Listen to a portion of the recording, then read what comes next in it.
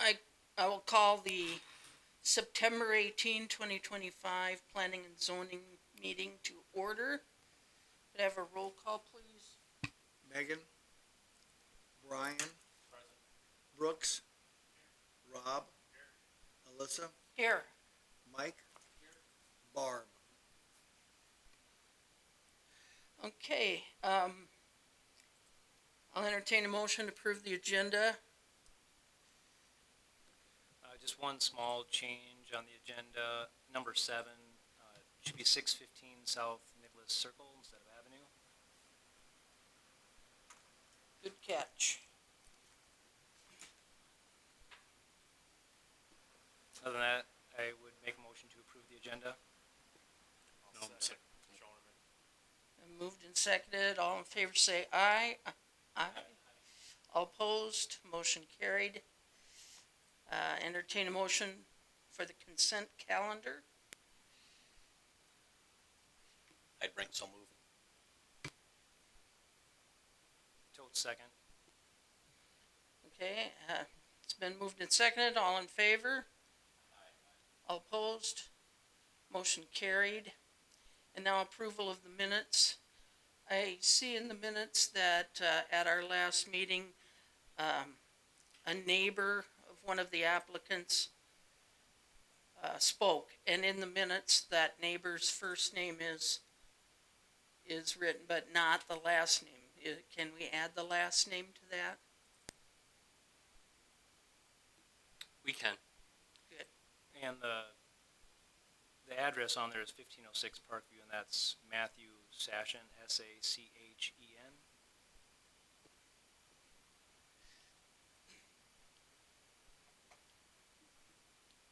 And unless there's anything else, I would make a motion to approve the minutes. I'd bring a second. It's been moved and seconded to approve the minutes with one change. All in favor say aye. Aye. All opposed? Motion carried.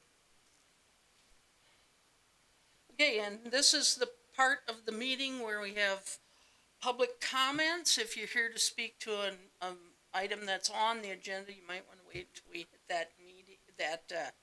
that item. Otherwise, anybody who wants to stand up and say anything on any topic, up to 5 minutes. Now's your chance. No? Okay. We'll go on to the next item, which is item number 7, home occupation permit application, 615 South Nicholas Avenue. The applicant, let me scroll down here, the applicant is hoping to start an in-home daycare center. Is there anyone here who would like to, are you the applicant? Yep, if you want to come forward, please.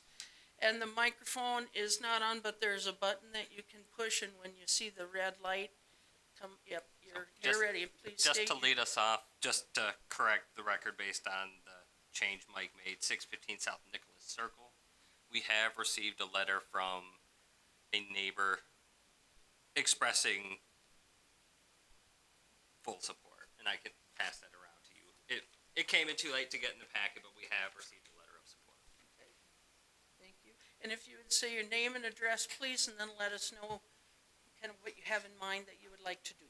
Okay, Taylor Davis, 615 South Nicholas Circle. Open up an in-home daycare. It's something I've wanted to do for a really long time, and I've been working at the school for the last 4 years. So I just quit that to pursue this. I'm just curious, which school? Inspiration Elementary, yeah.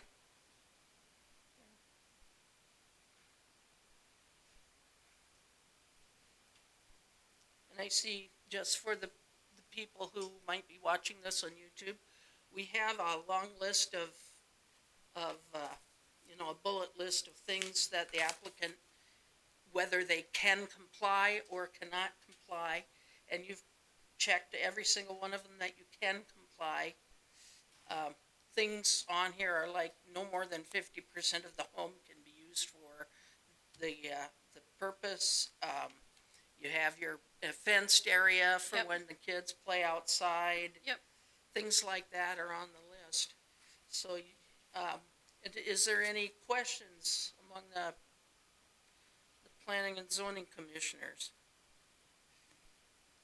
I just have one question under the hours of operation, you have 7:30 to, and then To 5. Did I not put that? Okay, till 5. I was just Thank gonna you. do till 5. Sorry.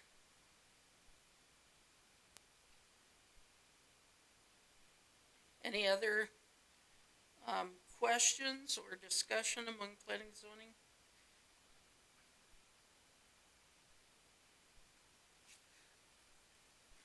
And, I'm sorry, what?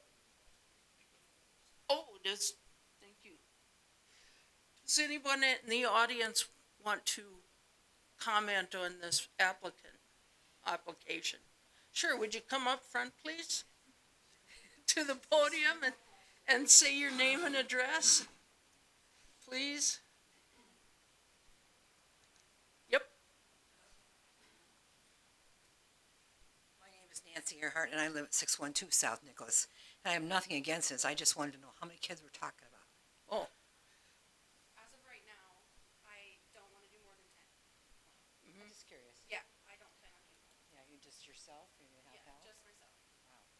Okay, that's all I want to know. yeah, one of the items on her checklist says, the number of persons cared for is limited to a maximum of 12 adults or children, including the provider's own children. Yep, so I have 2 of my own, one's in Yep. kindergarten and my son is almost 2.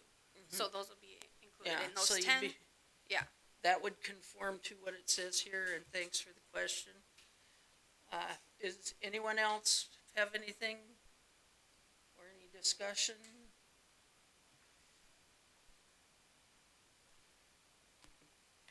I'll make a motion to approve. Shonerman, second. Okay, we have a motion and a second to approve this, home occupation request. All those in favor say aye. Aye. All opposed? Motion carried. Congratulations. Thank you. Good luck on your endeavor. Yes, thank you so much. Yep. All right, what's next? So if anyone's here just for that item, don't feel the need that you have to stick around. It's fine if you want to leave, you won't disturb us or anything. Yeah.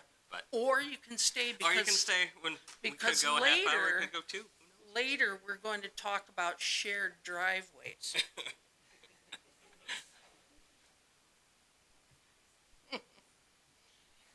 All right.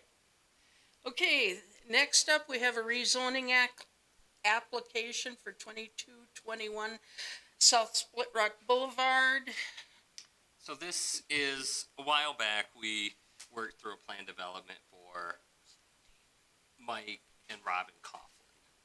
So as part of that process, we then approved a plat. What is Lot 2 now, it's where the existing home is. They are looking to have that rezoned from general business as it was with Oak Ridge Nursery to R1, since it's a house. The Oak Ridge Nursery itself is now in the planned development district. The reason why they are looking to rezone it is apparently they've run into a snafu with the bank on a mortgage. Mike's son is looking to purchase the house. The bank won't give him a mortgage on a non-conforming house in a commercial district. So that's the purpose behind the rezone. And Damon's here to answer any questions you have.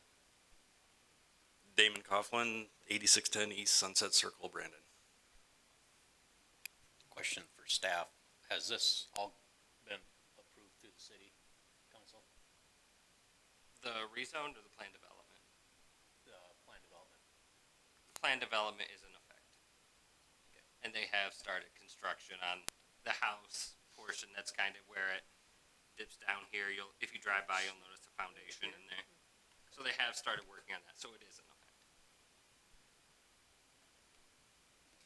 And when we first discussed this a couple months ago, I guess I thought it was the plan to rezone it to R1. So we've kind of, for those listening, we have kind of discussed this when we were talking about the whole plan. So that's a a lot of this has already been discussed, I guess, so. So this is a portion of the land where Oak Ridge Nursery is, but not the place where the business is and not the place where your mom and dad are gonna build their new house.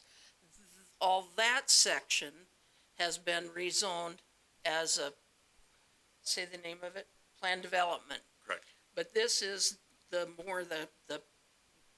it's a triangular shape down This to would be lot to two. the point. Yep, Yeah, lot containing two. the existing house.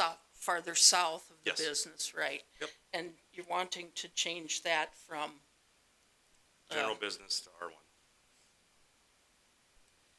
yeah, to R1, which is What it should be. single-family residential. Yeah. I have to get on the right page here. Does anyone have any questions or comments from the from the audience? Anyone? No? From the commission? Anyone? Just that, as residential, that's its use, it should be zoned residential. If we keep it as general business, then there can be other things done there that wasn't really our intent, so I think residential would be the right zone for it. Just one question, not necessarily associated with this application, but lot 3? Mhm. Are you planning to rezone that? Eventually, I don't know what to yet.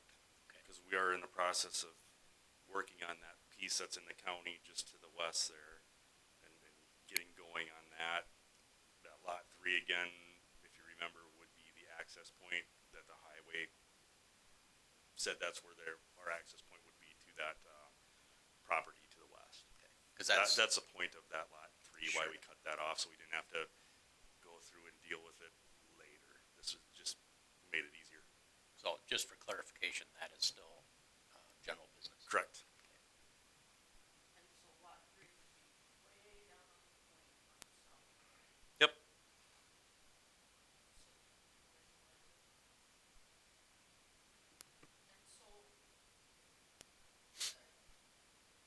I turned it off instead of on, didn't I?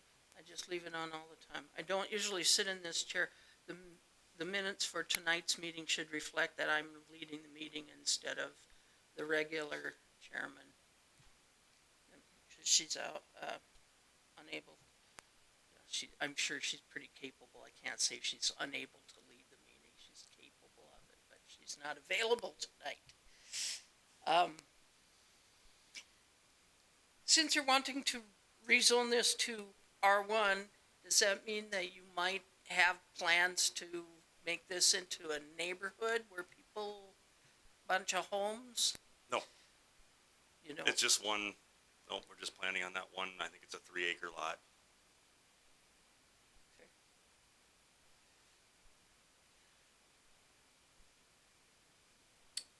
I'll make a recommendation to council to approve. Totes second. it has been moved and seconded to recommend a due pass to the city council, and the city council will see it at their next meeting. And so all in favor of the motion, signify by saying aye. Aye. All opposed? Motion carried. Thank you. Yep, Patrick, the city council will see this. Monday, I believe, if this worked right to actually pull up the calendar. But I believe Monday would be the third Monday of the month, so I believe that is Monday. This I think coming so. Monday. If not, I will let you know. But it's the third Monday of the month, or whatever their next month meeting is. So they meet the first and the third Mondays of the month. So I think it's, is it? No, September 23. Oh, I was looking the wrong month. The 15th, yeah. So, if the first Monday was a holiday, they would have met the following Tuesday of that week. So it might be the first in October. I will send you Yeah. guys an email and let you know. Yeah. I'll do that Yeah. tomorrow morning just so you can plan out as much time as you can. Thank you. That finishes our new business, and we're on to discussion items, of which we have 4.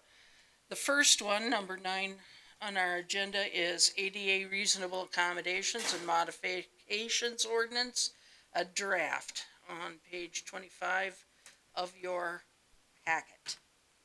So this is the ongoing discussion we've been having just right now. Our current allowance, if you wanted to do something outside of the zoning code, would be to seek a variance. That is, of course, a very high standard and purposely so. There's also situations in federal law where we are mandated to provide certain reasonable accommodations or modifications. It's a lot of text, and so I tried to go through it and, to the best of my knowledge, summarize kind of what's in it, starting on page 30 of the packet, what's in it, who it applies to, what do we do if we received a request, what is reasonable, what's an accommodation versus a modification. So I tried to answer a few bullet points to hopefully help you all and myself to kind of wrap our heads around it. So that's extends quite a while, of course, the disclaimer at the end that this is provided for informational purposes. If anyone hears this or finds it someday, it's informational purposes. You are always recommended to contact your own legal counsel on the interpretation of legal codes in your situation.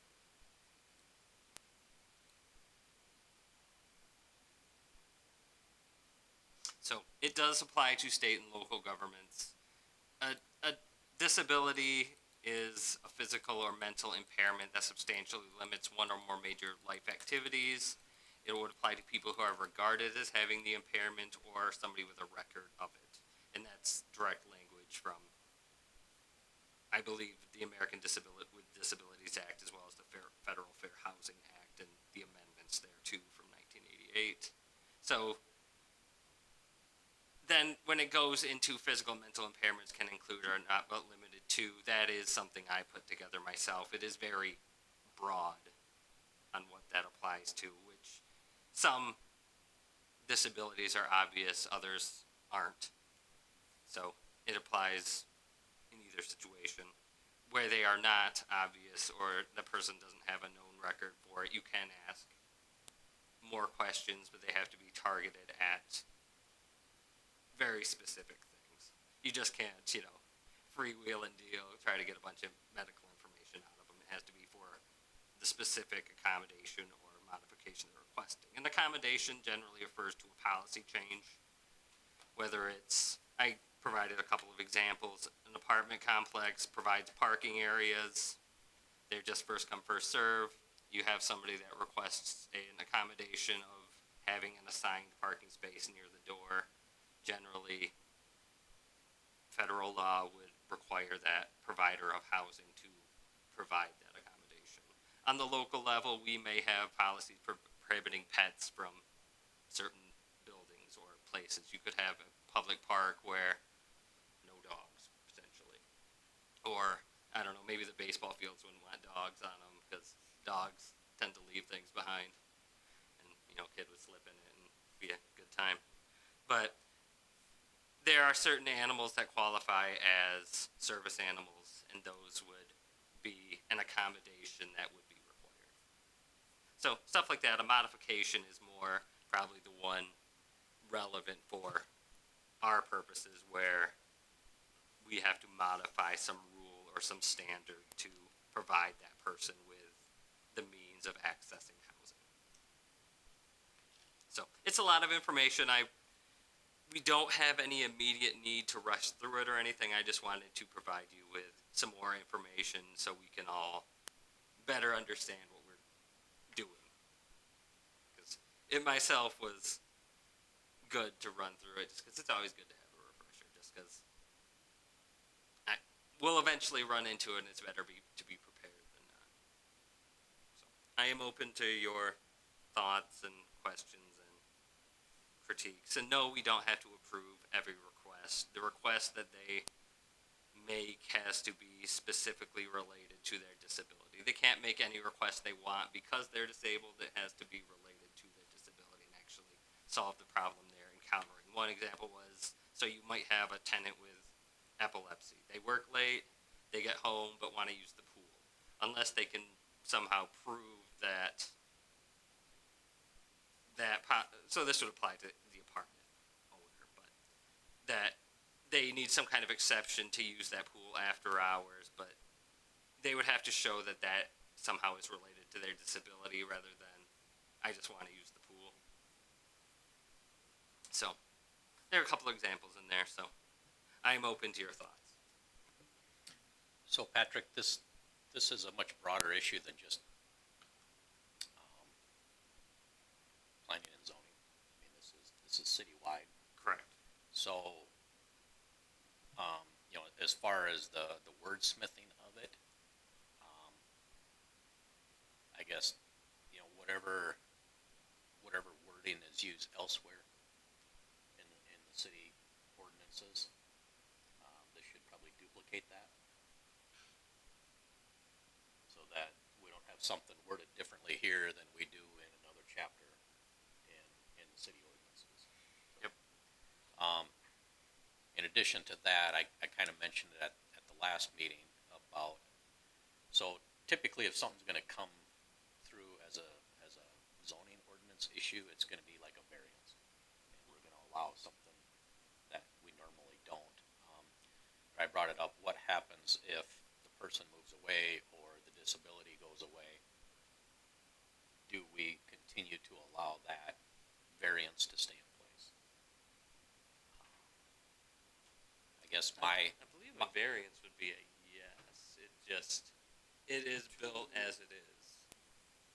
Until it maybe is destroyed. You can condition a variance, though, arguably. Where the reasonable accommodation, I think that is addressed in here. Usually when the need goes away, they are responsible for removing it. Usually at the tenant's expense, unless for some reason the housing provider has provided federal funds, then it becomes different. But that's the last paragraph on page 33. So there are some ways in here, but generally for a variance, it would conceptually continue forever unless you conditioned it not to. But, so these won't come to us?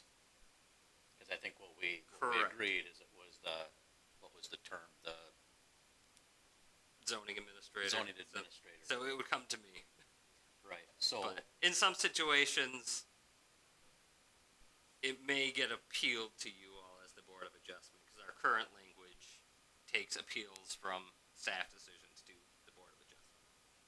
I guess In terms of the zoning code. my concern is if we allow something because of this, in my opinion, it should go away if that person moves. Correct. So, That is my understanding of if it was allowed through the Fair Housing Act and this language rather than the variance language. Once the need is gone, the accommodation or modification goes away. So I guess that's just my opinion. I mean, you guys can chime in, but, we talked about, well, if they have to put a ramp out in their front yard.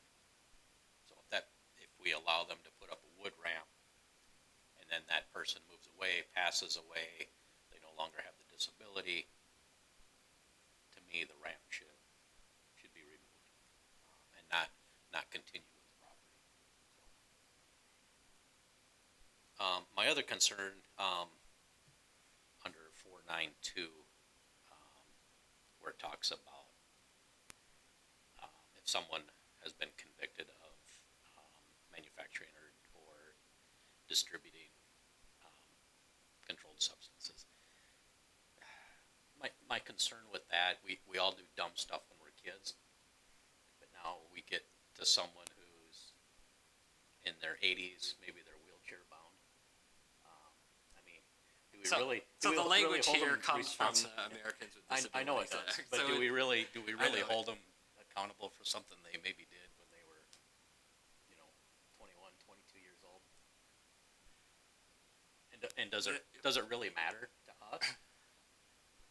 I would say not, but that's the language. If we rely on the federal definitions, that is the language we are given, for better or worse.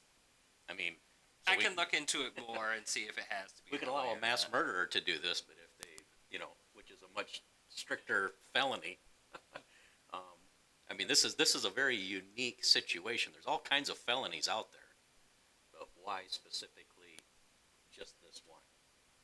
Where do To you me, s- to me seems odd. Where do you see that? I did Under 492, the second paragraph, about right in the middle there, 492. Page 25. bottom of page Page- 25. Oh, okay. To me, it's Yeah. odd that it picks out one unique felony. But it's a minor thing.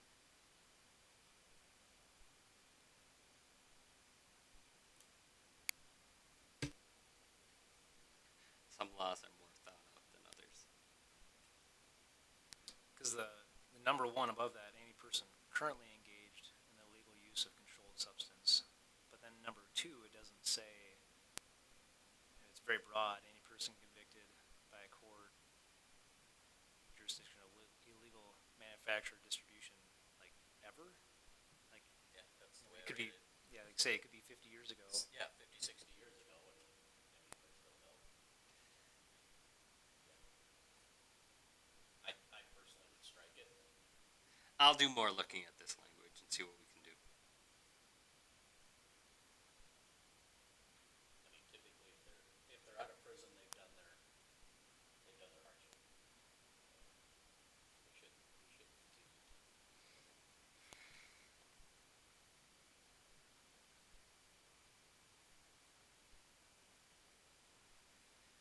We will look into it some more. I'll allow you to digest the questions and answers and the summary, and we'll return to it at our next meeting, and we'll see if we can flesh out a few more things.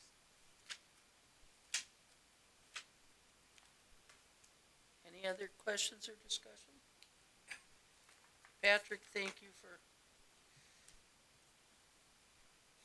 all the research and writing you've done to make this into something that is usable for the city. Then we'll move on to discussion item number 10 on our agenda. Merger of simultaneously improved lots amendment ordinance draft, which is on page 34 of your packet, if you're following along at home. Page 34. And this is not the first day that we've talked about this. I think it's the third or fourth meeting we've talked about this. So, this last week as staff, we've been discussing, and we have a couple of examples here. And that applies later to what a front yard versus not. But for this one, we have the examples in front of you. Over next to the golf course, all these lots have their main lot, and then they all have purchased the lot behind them that is basically a slope and the river. So, city policy has been that these ones have not been made to replat, just because their second lot is functionally unusable. Whether that is an exception you want to keep or not, that has been city practice, not necessarily maybe quite attuned to the language, but that's been city policy, and we just wanted your feedback on that situation. I guess I would be, that does kind of pose a concern there. It's pretty common for properties that abut or adjacent to, I'm not sure the correct word is, waterway, that they do two lots. And I think a lot of that is because then the main lot with the house isn't in a flood zone, but they still own, so I think we could be creating a hardship for lending and other things if we put that all into one. That's why they do that a lot. So we might want to do some digging in that on those type of lots. We might want to have an exemption for properties that are maybe in a, where one of the lots is in a flood zone. That might be one thing we want to set a,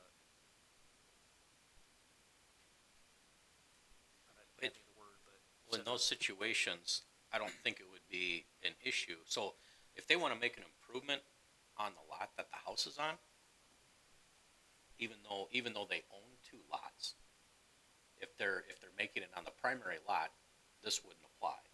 This would only apply if they want to do something on the back lot. So if they want to put an accessory structure on that back lot, then we would make them replat it into one. But if they want to put an accessory structure on the main lot, this wouldn't come into play.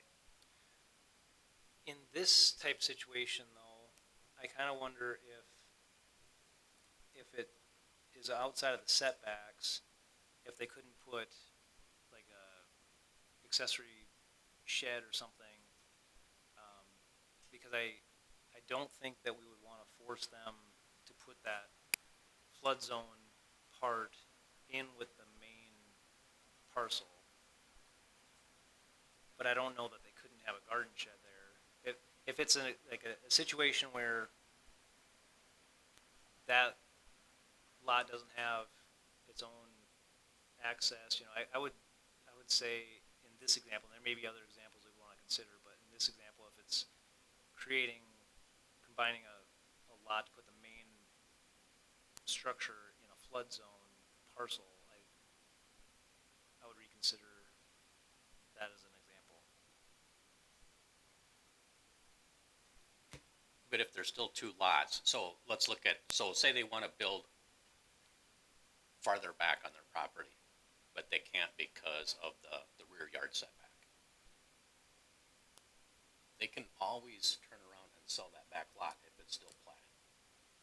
And so then they would be out of compliance, even though at the time they did the addition, they would have been in compliance because they own both lots. But since it's still two parcels, they still have the option to eventually sell it.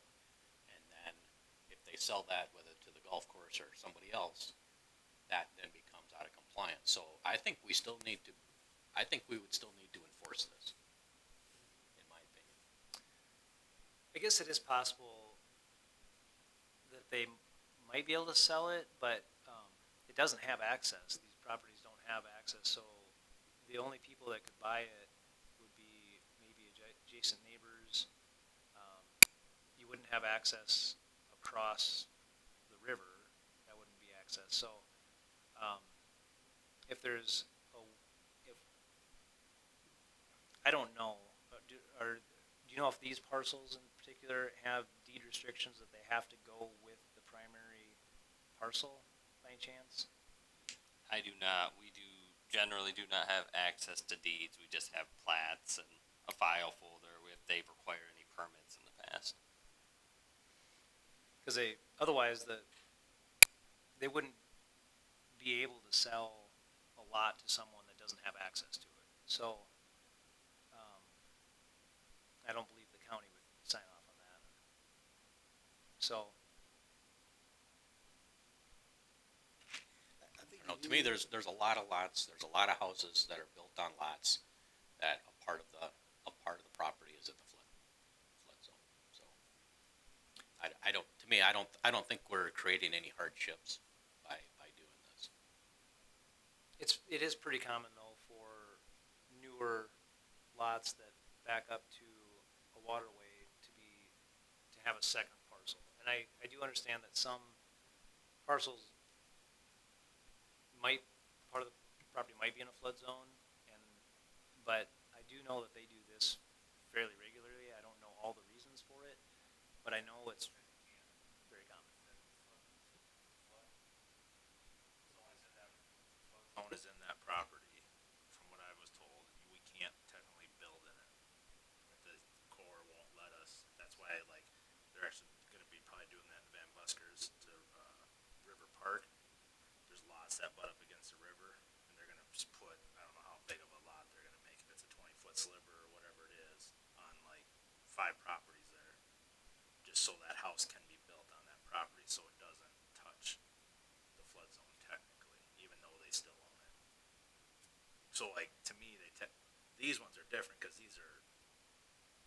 feet in the air from from the creek.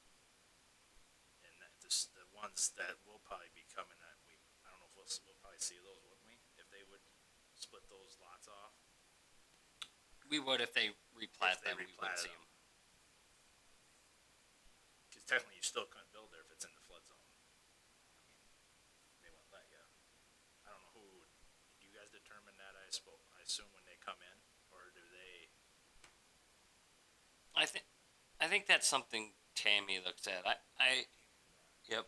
I think Brian is still technically the floodplain administrator, but both Tammy and Brian would look at it if it came Because in. if someone would, like, let's say they're not putting their principal structure, they said, well, I have a 20-foot lot here, I might put a shed in there. They probably still wouldn't allow it because it's a shed in a floodplain, I would assume they wouldn't. I believe so. I can't speak for them, but I believe so. So kind of what you're saying, Rob, is that in some cases, someone wouldn't be allowed to build if any part of their lot includes a floodplain, even if it's a small portion. From what I was told, because I don't know, it's been maybe 10 years ago, they came in here, we were sitting in this room, I don't know who was in here. We were talking about floodplain, or flood zones, because I think that's when they were redoing the map around town. And they were telling us that if it even touches it, it's like a foot, that whole lot is floodplain. They could potentially if you put a building on it. So that's why they started, I think. I know these lots were way before that, but if you go to these new ones, that's why they're starting to do it, because they weren't buildable then technically.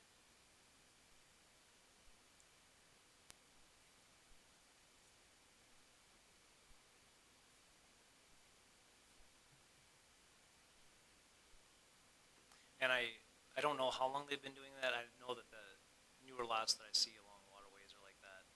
I think that there was probably a time where they didn't do it that way. But I know it can cause a problem, and I don't know the specifics of all of it. I just, when I do my reports, I run the flood map, and it's either in a flood zone or not, and then I'm done with it. But I know it can cause problems. That's what I mean. I know what you're saying, Brian, but then if we start forcing these people to start, the ones up against the river, let's just say, use these ones as an example, if we force them to replat it, we might be putting them into a flood zone, technically. Even though they're not, but the lot is, because they are, I don't know how they would look at that, and I don't wanna put someone into a worse predicament. I think we're making more out of it because there's all kinds of lots that are in drainage ways. A drainage way in a flood zone, you can't build on either one of them. So if you're in a natural drainage way, or a part of your lot is in a natural drainage way, you can't build on it. Same thing with a flood zone, you can't build in a flood zone. If we would take one of these lots and get rid of that blue line, then is that lot in a flood zone? Doesn't matter if part of the lot is. It's the area. I think the lender's gonna look at that differently. I think how we're causing. the Corps looks at it, they say that lot is a flood zone, the whole thing, just because the one touches it. That's how I was told. But I just don't want to put, because we'd have all them houses along there, that wouldn't be fun. I wish Tammy was here for this discussion because she would have a lot more knowledge than I would. Oh, Because I'm unable to contribute. I've done a lot of projects where part of the property is in the flood zone, or part of the property is in a wetland, or part of the property is in a drainage way. But it doesn't mean you can't build on the property. All I'm saying is if they want to expand their house and they start to encroach on the rear yard setback, to me, I think they should have to replat it. They're not gonna really build on any of these things. That would be the only situation, where it would come into play, is if they want to build onto the back of their house and it encroaches on that setback. Or they wanna put a shed back there and they wanna put it closer to that property line or on top of that property line, but mean, we can say you don't have access to it, but who's to say I don't sell my back lot to the guy next to me and his back lot makes an L shape around me? I mean, we can say well, they can't sell it. Well, I've seen all kinds of situations come up. Is this something maybe we should put on the agenda again for next meeting, and maybe Tammy will be here, our city engineer, and can, I'd rather address a situation like this in a variance than I would trying to rewrite our entire ordinance about a situation like this. Patrick, could you look up on the GIS, just for an example, 8608 West Shoreline? This is in Sioux Falls, but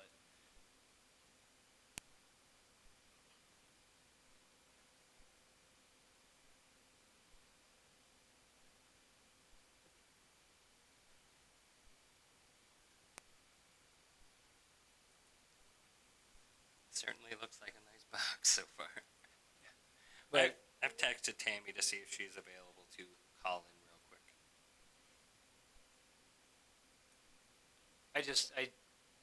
there's a reason why, and I guess I would say we need to do some more investigating, but there's a reason why they are doing it this way, whether.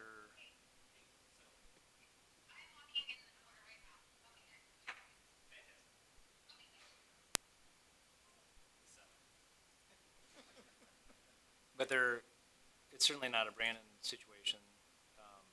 That's just how they're doing a lot of lots that back up to waterways. So I would be cautious to You're require. talking about merger of simultaneously improved lots where you have one lot and then a lot behind it that is a separate lot. Would we require them to be replatted together, and what would the ramifications be for the house part that's actually built on?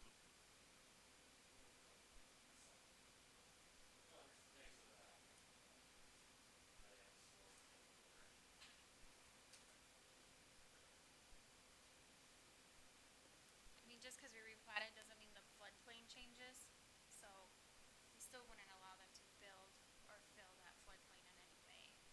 I don't know if replatting it changes anything. So, like I was telling earlier, there was a meeting in here, I don't know if it was 10 years ago, 5 years ago, when they were reviewing these floodplains. And how we were told that, how I took it, was if any part of the floodplain touches that lot, that whole lot's unbuildable. So, part of that is true. If any of the lot touches the floodplain, they have to get, flood insurance. So, yes, that would change things. I kind of forgot about that. And The another flood- one, Patrick, if you want to look up 1600 South Scarlet Oak. Just for examples, this is just how they're doing it. So I would be, even if it's just flood insurance, to create a situation where someone has to buy flood insurance because of this, I think that'd be a.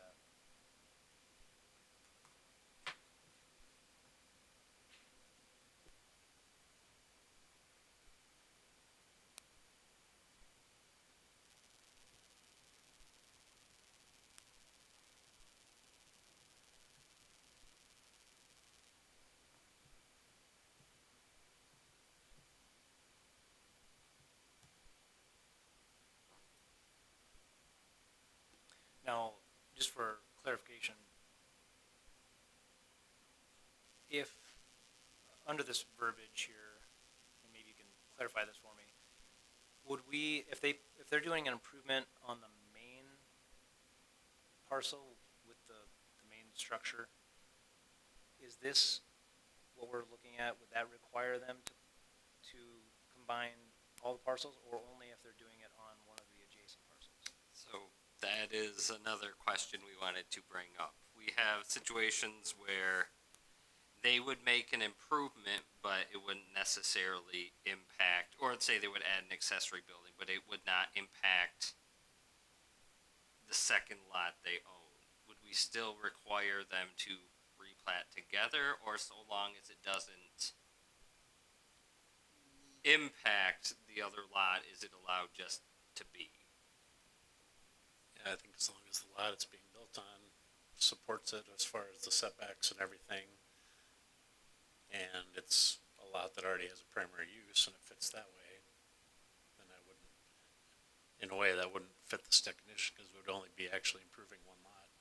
It wouldn't be It gets simultaneously. down to, what do we mean by proposed involving two or more? Is it the improvement itself has to implicate or somehow Effect, yeah. affect both, or is it just all situations where they have multiple lots? Then we need to get them together. Well, when they come in for a permit, they have to put an address on there with a lot. And so whatever lot they are improving, if they're trying to do an improvement that requires the other lot, then in my mind, then they have to merge them. If one of these people want to put an accessory structure up on the primary lot that their house is on, to me, this doesn't come into play. They're not doing anything to their primary lot that requires them to merge the second property. And so this wouldn't come into play. This only would come into play if the improvement they want to do, they can't do it without making them one lot. And so in these situations that we're talking about, really, they're not gonna build on that back lot if it's in the floodplain, okay? They can't. The city won't allow it, the state won't allow it. So they're never gonna build back there. The only thing I can see is they may want to, like I said, add onto the back of their house, and it would encroach on the rear yard. In that situation, if they don't wanna merge them, then I would say come in for a variance, and we can put a condition on that variance that they can't sell that second parcel. Or they'd have the opportunity to make that choice, to say, Yeah. I would like to replat these together, knowing that there might be, but at least they would know, and they'd go through that process. So if they wanna do that, but they don't wanna pay for the flood insurance, then we can put a condition on a variance that says, okay, if you don't, if merging that back lot into your primary one forces you to buy flood insurance, and you still wanna do this and you don't wanna get the flood insurance, then we're gonna force you to never be able to sell that back lot as part of a condition of a variance.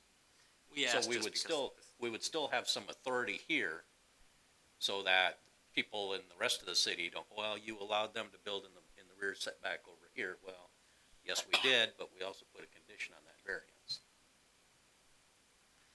there is some debate among staff what exactly this requires, so I will relay your interpretation back to the city administrator and see his thoughts on that. If anyone has any conflicting opinions to Brian, please let me know if it's not a consensus opinion that I'm taking back.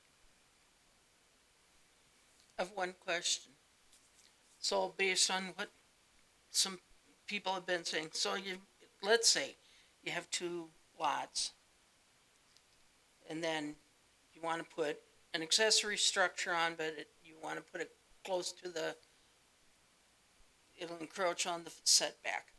So if you replatted it just a little bit, and it would still be two lots, is that a thing?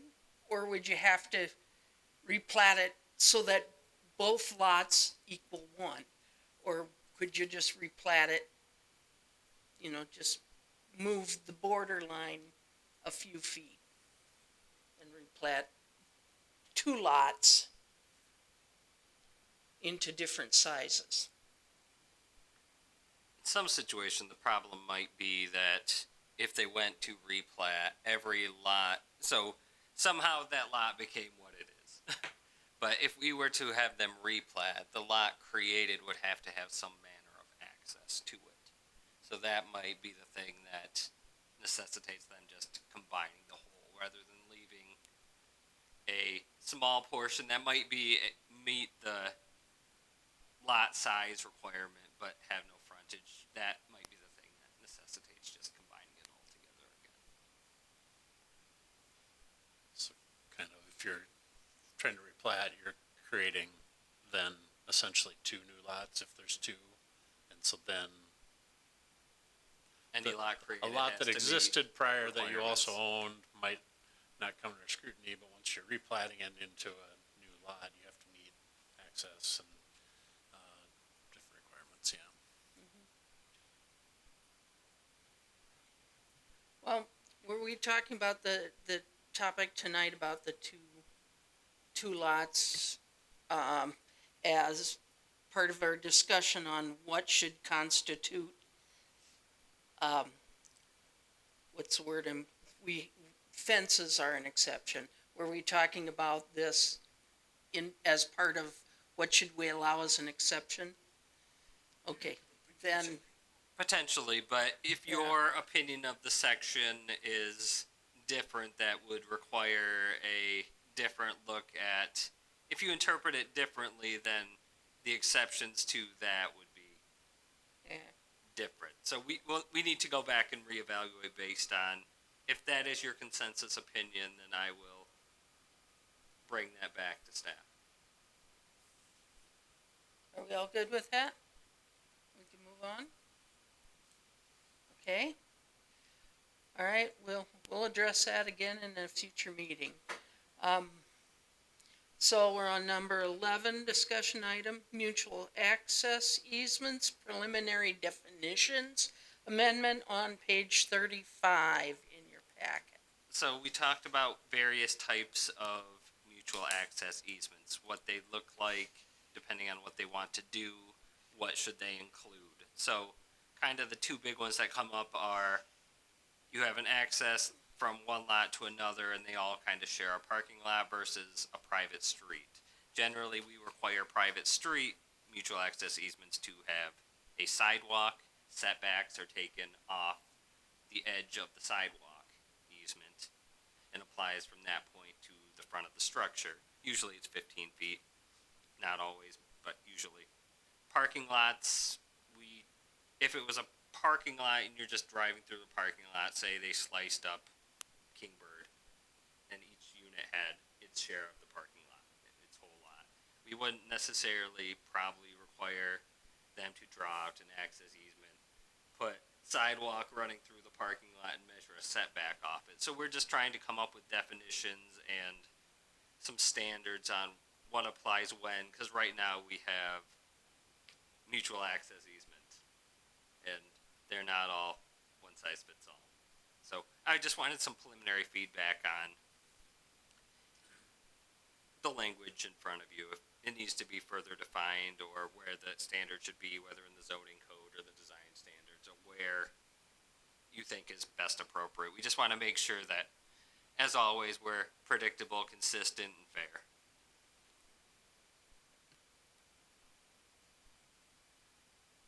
Yeah, it makes sense what you're trying to break out here, so it gives us a chance to think about more situations, I guess, so good start.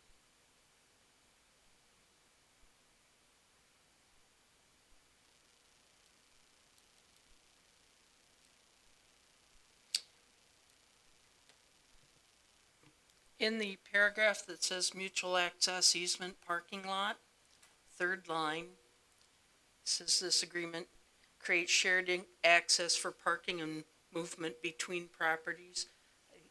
Between means just two.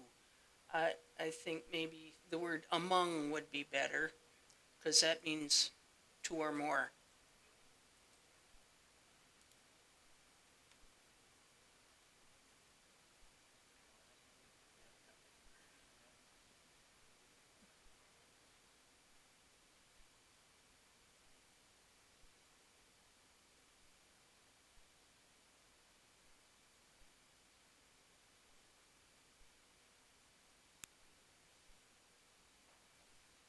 This is mostly just provided for your thoughts, whether now or if you want to take a week or two and work through it, because it takes a little bit of time to, you see it on paper, then you have to apply it to reality and come and determine whether it works or not. How do we delineate that when we would do a new plat?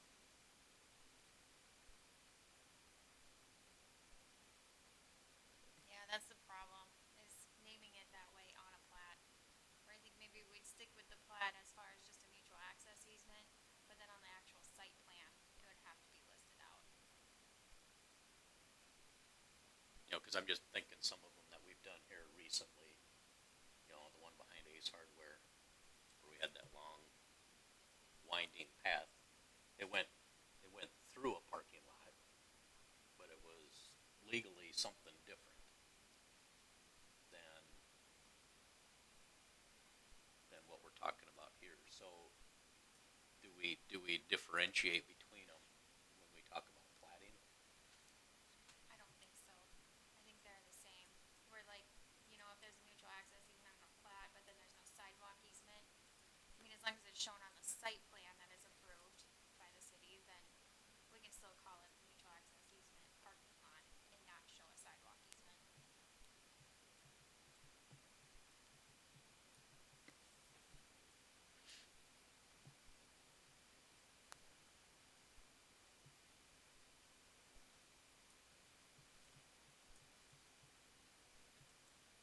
What we could do though is change the language on the second page of the lot on what's required with different access easements.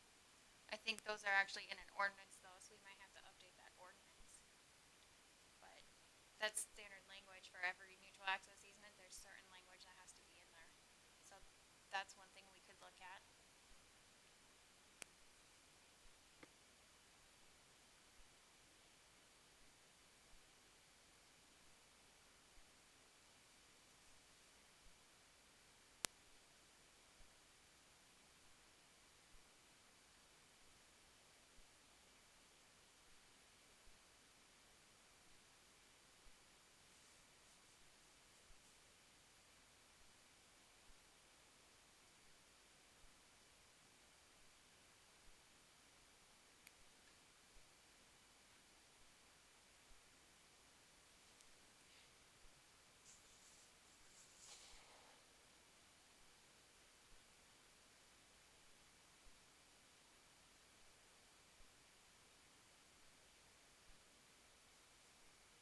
Any other discussion?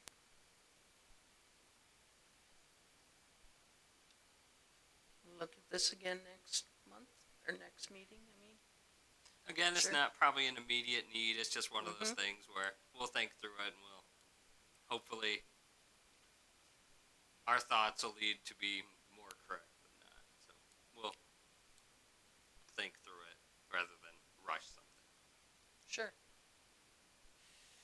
Okay, thanks, and we can move along then to item number 12, general zoning ordinance definitions discussion So, on page 37 of the packet. so I added a little bit to it. I tried to capture your preference was you liked the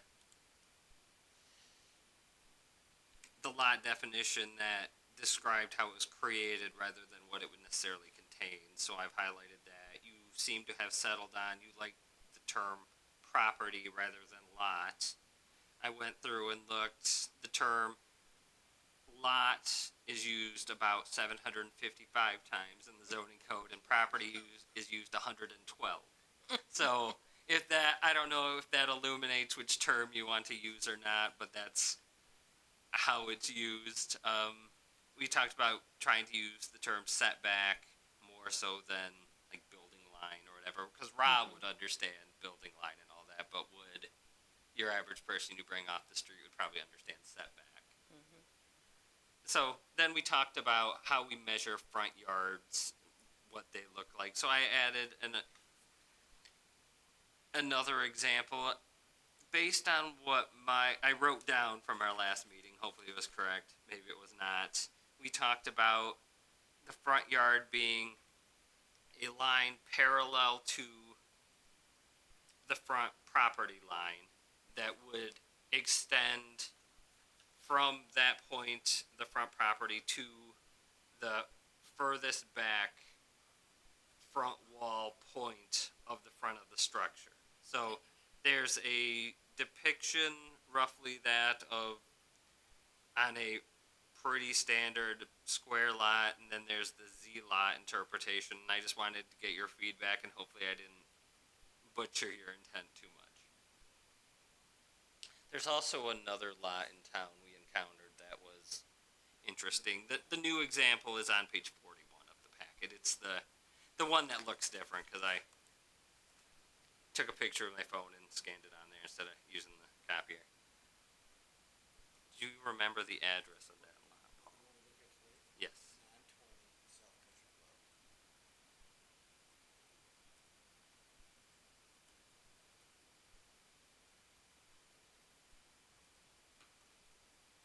So this is a fun lot when it, I guess, this is, it's a little hard to imagine because this doesn't show the house. Let's see if maybe Google Maps should show the house. Probably not. Yeah, it was just built about 6-7 months ago. So that was It's in Aspen Ridge, 920 South Country. right below the splash park. So unfortunately, it does not seem to. You have, the issue there was the house is kind of here. Kind of where the word Brandon is on this map. So you have, then if you send the front yard setbacks back, it kind of has a funky shape where they wanted to put a fence in front of the structure. It was, A 6-foot wood privacy fence. Yeah, but we, it's, the front door faces Country Club. It's a dressed off country club. But he would like a 6-foot fence in part of that front yard setback area. So we, historically, by the zoning codes, allow a 4-foot fence in a front yard. The front yard that's addressed off, not the one on Haley, that'd be the second front yard, on the south here, okay? A 6-foot fence would be allowed there, but not on the primary address side, front side. Only 4-foot, but he wants a 6-footer. So, it's a standard. it's hard to farm lot. visualize, of course, without the image. We're almost asking you to do an impossible task without knowing what you're actually looking at. But the problem, I'm trying to, Paul and Melissa would know it more than I would because they worked with it today and I was at Hinkle most of the day. But the issue was the Orientation of the of the house. lot. Was it that so the setback kind of approached it at an angle. So then they wanted to do the fence kind of like that. So it was a way that the front yard and the front yard setback was interesting, and we ultimately went with if it's in the front yard setback, by default the front yard setback is part of the front yard. So I forget what it was, and I can send you it just so you can get a better visual. But long story short, we run into interesting examples with interesting lots. So we're just looking to make sure our definitions apply not only to this thing, but a square and a Z-lot. So hopefully, getting back to the language in the packet, I didn't butcher your intent too much. One quick thing before I forget, because I'm going to if I don't say something. On the lot definitions here, it says, so like, just under lot, each lot shall have a principal frontage upon a street or an officially approved access. So those back lots that we were just looking at on the lake, would that be considered officially approved access through the main property? Is that, or do we need to have like a definition for a back lot? Potentially. I'm trying to remember why we added the officially approved access thing. But state law requires an access.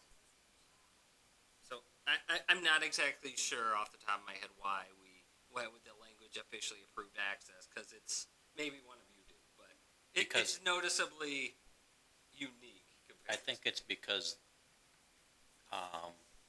so for example, I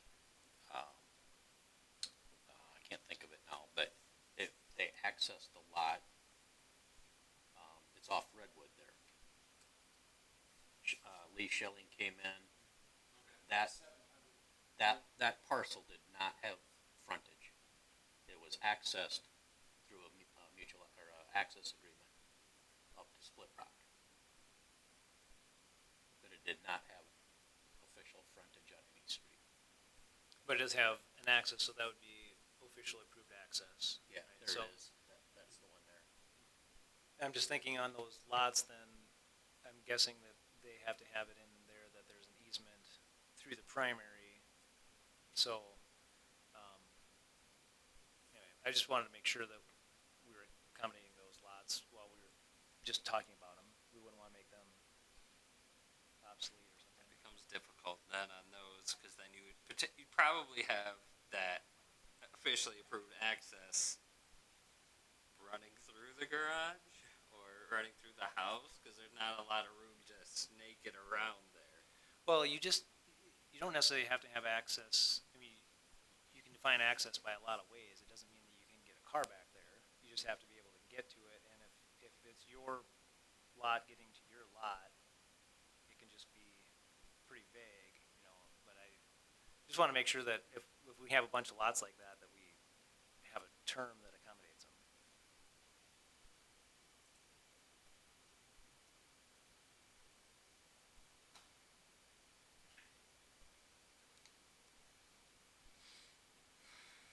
Does anyone have any thoughts on these images on page 41 versus the other closely aligned one kind of to that would be the ones on the bottom of page 40?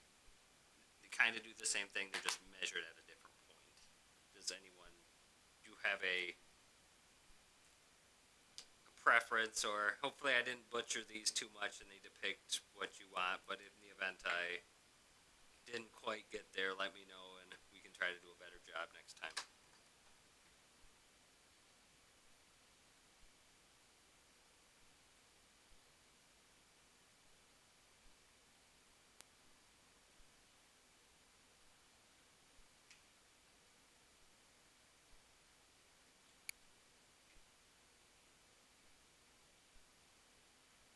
The big thing where it would come into play with, you can't have an accessory building in the primary front yard of a house, and you can't have your fence in the front yard is up to 4, everywhere else 6 for residential. So those are the two big things that are swayed by where those lines are drawn. Is there something with the side setbacks, or the side yard as far as accessory buildings or anything like that? Well, a detached accessory structure would have to be minimally 5 feet off the side, 5 off the rear, and we're gonna pull the plat and see if there's an easement where a shed cannot go in an easement at all, then it would be more than the 5 foot. Well, you have the setbacks, but the definition of, does it affect anything whether it's defined as side or rear in an accessory building? Can you have an accessory building in a side yard? Conceptually, an accessory building would also be 10 feet from the principal It has to structure. be, yes. I was just looking So at. that's your primary thing that probably limits accessory buildings in the side yard. I was just looking at that Z lot on 41 that you have pulled up there. That was you're right there. That part of that is defined as side yard in the backyard. I just wanted to make sure there wasn't something that you could have in the rear yard, but you can't have in the side yard. Because where you have that lot, that rear yard dash going across there, you might want to put a shed or something on that dash, and it might be in the side yard. I just wanted to make sure it didn't affect. Otherwise, I would draw the rear yard more at where that angle comes down, so you have more rear yard than you do side yard. I guess in what I was thinking, so on that page 41, the top left diagram, that the front yard would stop at the bottom left corner of the structure and then follow the contour of the structure and then go parallel off the bottom right corner. Not that I didn't. I guess I wasn't assuming that it was a continuous line, a continuous straight line, but rather would jog with the structure. So then on the top right image, the front yard, I assumed, would come off that far left corner. I get what you mean. It's And kind then- of a more of a hybrid between Yes. what's on 40 and 41. It's, Yeah. Rather than just be a solid line, it follows the structure more. But it's Yeah, parallel. so like that, yeah, I like, there you go, on 40, that bottom left one is what I was thinking.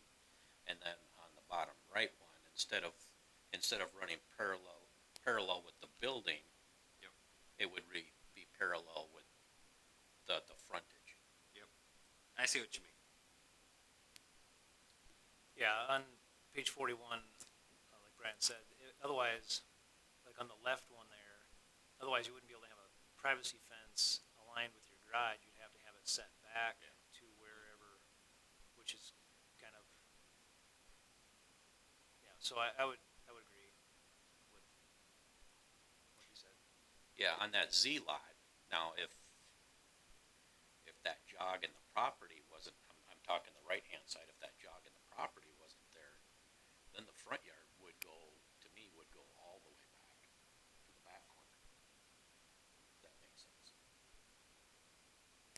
And there wouldn't really be a side yard on the right side, I think I would keep it up where would you? because otherwise you can't have a yard or a privacy fence until you get to that back corner. So I would keep it up to where the house jogs over to the side where past the front door. I don't know how you define it, but past No matter the front what we door. do, we're still gonna run into a situation that comes down to interpretation.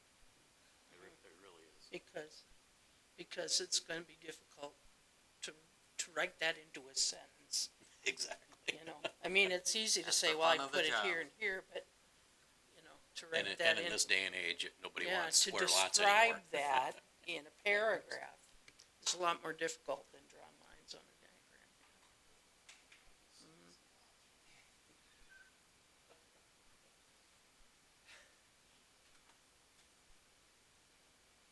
So you're on that top left, imagining it's like a front yard setback's 25 feet. So let's just say that's the front of the left side of that structure would be the garage, I'm saying. And to me, that line would just go straight across because that's the setback. Because I know what you mean gets really confusing because technically that's a front yard setback. And then why couldn't you pull that fence on the right-hand side all the way up to that front yard setback to 6 foot and then go to 4? As it's currently written, the zoning code has Because if both.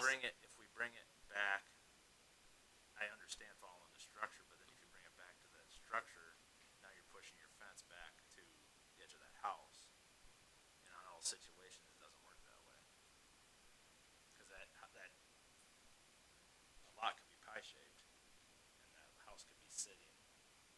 Because I got my neighbor's a pie-shaped lot, and how they would sit, they should be able to bring their fence further up. I mean, how I would look at it, if they would put a fence in.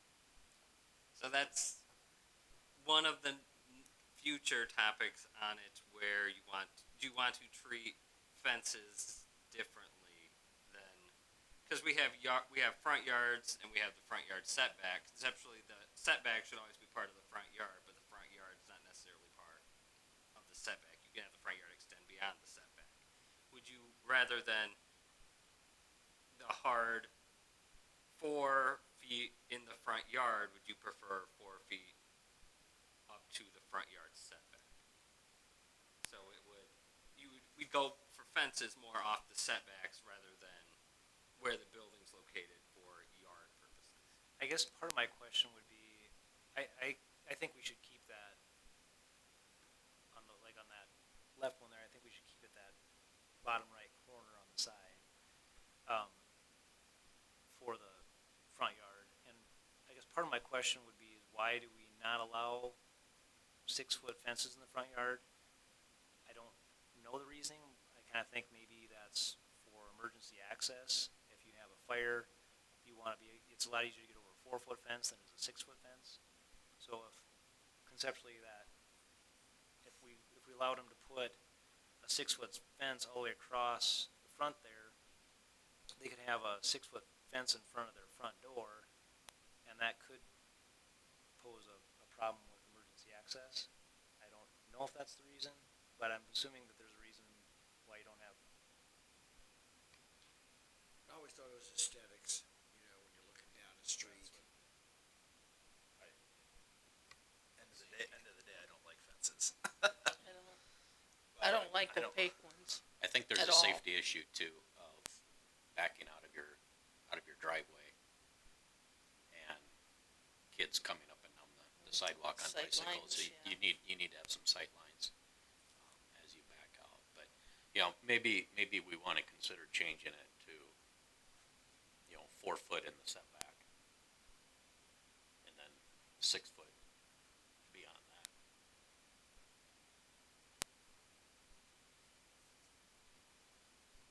I don't like the idea of going up to a house and not being able to see the front door over a 6-foot fence. Maybe that's just me, but I go to a lot of houses, and if you can't get to the front door without seeing what's on the other side of that fence, I don't like that. But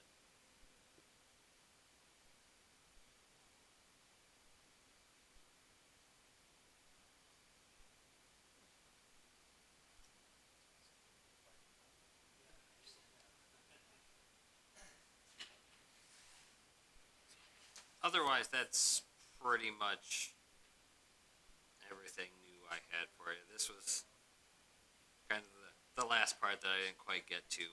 So I think there might be a little changes on. I think if we do clean that up to the transition from 4 to 6 foot at the setback, I mean, if just because your house is farther back, does that mean, well, I can't have a 6-foot fence as far up as my neighbors do, just because they built right up against the setback line? Yeah. So I guess I would agree. Let's maybe consider changing that to follow the setback and not the front property or the front yard. Sorry. just, again, I would disagree, though. I think the front yard should have a 4-foot fence. I think. It still would. The front 20 or 25 foot. Yeah, but if your house is set back, if you can't get to the front door without getting through a 6-foot fence, I think that can pose a lot of problems. Oh, I'm talking on the side yards. I'm not talking a 6-foot fence across the front of the house. If you're, I see what you're saying. That if my house is 100 feet back, can I go 25 feet? well, even and then- if you're like and on then do a the fence? left picture there, and that's the garage on the left side, and that's the front setback, you're saying you could put a 6-foot fence all the way across the front there, and you can't get to the front door, that little beep up, that's the front door. I don't think there should be a 6-foot fence between the garage and the front door. So I think you should be the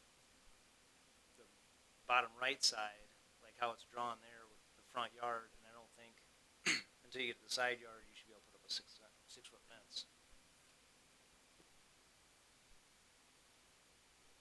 How's that any different than a portico out front of a house? But I just think I get what you're saying, but then I imagine a house sitting next to that to the right. Let's just match that same house next to it. Well, now their fence is whatever that could be, 15 feet in front of that other side yard on the right hand side, and then come back. You know what I'm saying? So they're not lining up in the front neighbor to neighbor per se, because that next one will have 15 feet of 6 foot in front of that other side yard to the right. Positive if the houses all match, just say. I don't know what the answer is.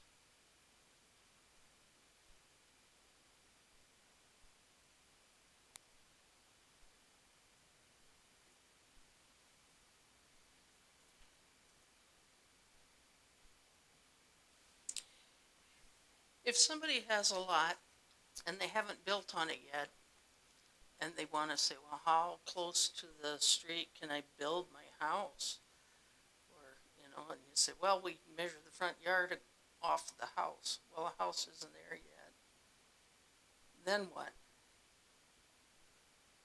Then where you measure it from?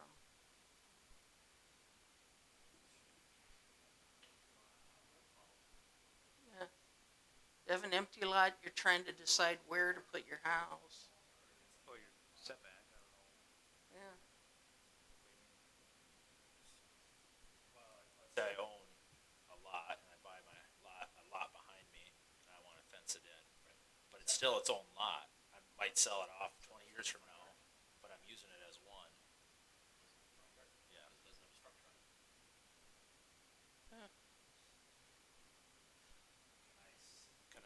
Well, there's an example out in, what road is that? Well, it's Michael Gross's house to a point. Which his neighbors are very unhappy about. They own one side to the north and they have a pool in the back going to another cul-de-sac behind them, and they bought a lot behind them. Well, that pool is in the other lot behind them, and there's a fence all the way around it to the front. I don't know what that fence height is though to the south. But they replotted that into one big lot, and his front yard, where his front door is, and where it's addressed off of, is on the north street. So that's a double lot, double frontage. On the second front, he can put a 6-foot fence there, and he did. Yeah, but then I get that why he could do that, but then you mess up with the other neighbors facing south now, where their garages are. That's what I'd like to fix.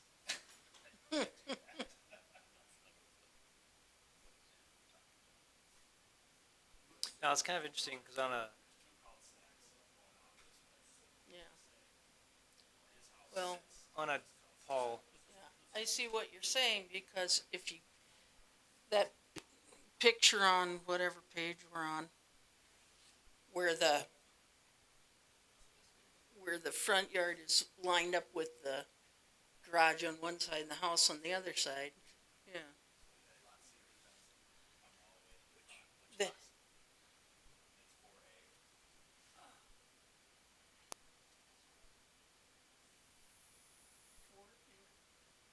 oh, yeah.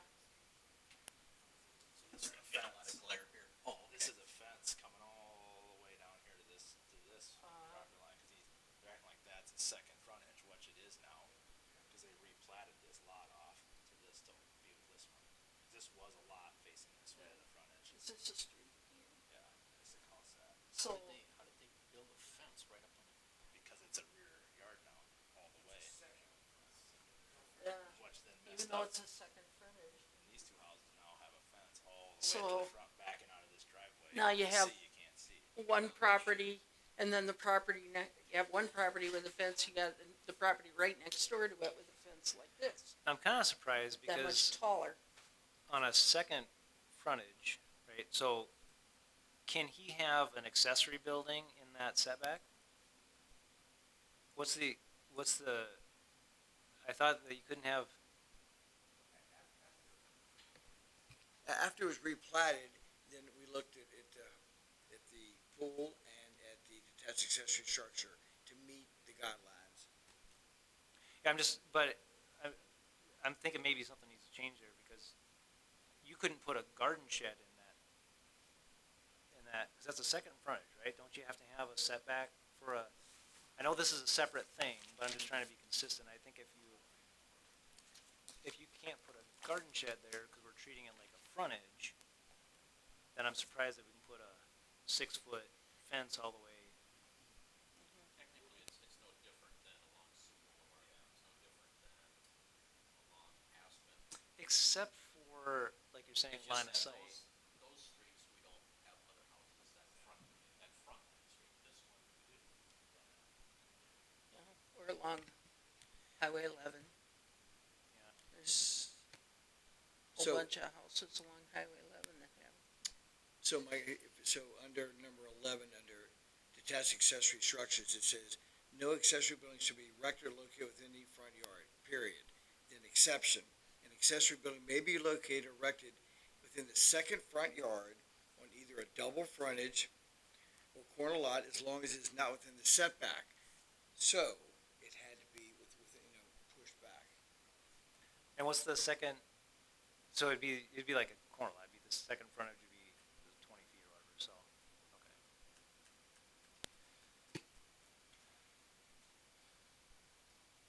But do we, I mean, that's why, do we look at that and go, that, let's just use that as an example, should that have been 4 foot? That front, at 25 feet, you had to drop it to Well- 4 then, and then go around. Or do we need to make a change where if your second frontage is a street that has other access points, it has to be 4 foot to, back to the setback? All along South Sioux Boulevard, the houses on the west side have 6 foot tall fences. But those, frontage, there's nobody that fronts the road. there's nobody accessing the road from there, where that's causing a lot of Well, sight there issues. is one, but yeah. The garage, yeah, And we wouldn't allow that anymore no, on that street, but. but. Okay, I don't get you when you say, but there's no fronted, there's no access. There's no other houses facing the opposite way of the second frontage. No, this is on a The road. second frontage, there's no, yeah. So if the second frontage is on a road, it's okay to have a 6 foot tall fence right up to the edge, like the houses on South Sioux Boulevard, the west side. Yeah, But now when it gets put into play, you see what can happen. That now we have an issue of 2 neighbors backing out of their driveway, and that fence is a foot off the sidewalk, I believe. So now yeah, you're backing all the way and you can't see you can't anybody. see when you're backing out of the And that's- driveway, yeah. Yeah. Cause now, yeah, you see it put into play and you go, that don't work. Blocks of sight lines. Or those 2 neighbors on either side could have never put that 6-foot fence up. Yeah. But just because his house faces the other direction, he can. That makes no sense. Yeah. So I think that's something in our ordinance that we need to address, cause yeah, I agree. I haven't been over there, I've never seen that before.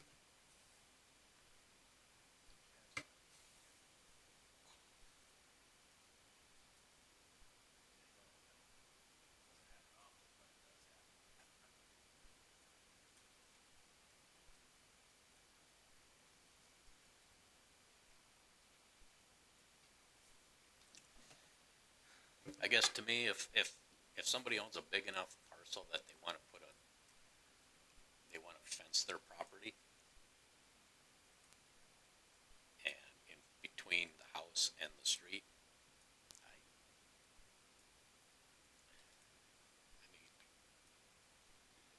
mean, But if you're only going to the setback, that wouldn't take a very big house.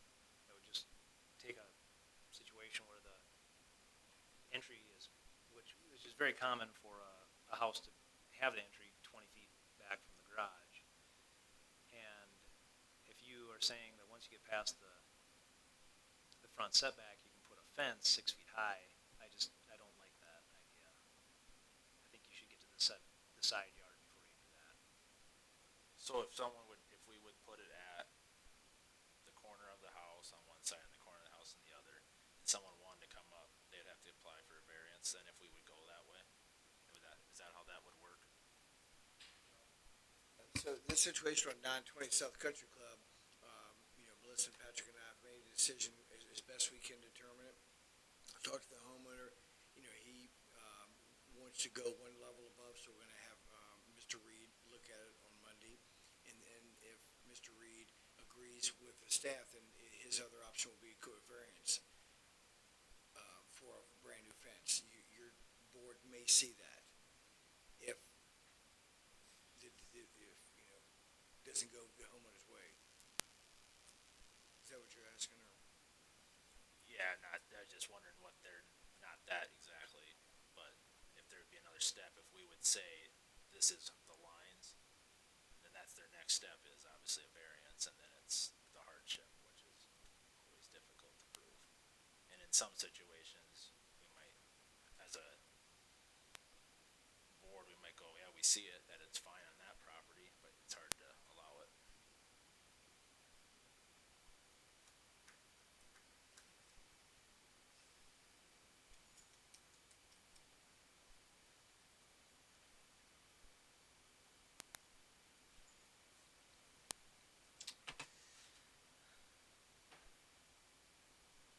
So, where do we sit on this then? More changes, look at it again? We will delve further into definitions. I will make a note to, that we will, at some point, probably sooner than later, need to relook at fences. Probably